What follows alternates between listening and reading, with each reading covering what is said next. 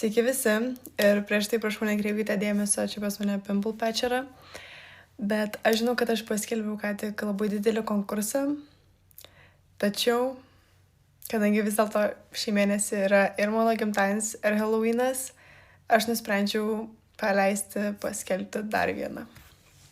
Kas pamenat, kas ne, aš žadėjau, kad kažkada būtinai padarysiu konkursą, kur bus kažkoks vienas insane prizas.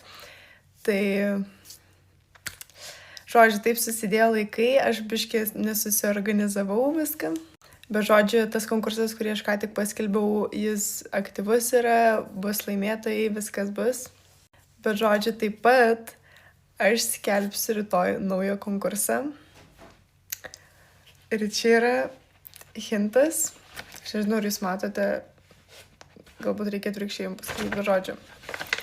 Čia yra hintas. Čia parašyta mobili prekyba. Tik tiek galiu pasakyti. Konkursą skelbsiu jau turbūt rytoj arba poryt savo TikTok'e šitą paskyroj ir Instagram'e. Na, jūs kol kas bandykite spėti komentaruose, kasgi galėtų čia būti.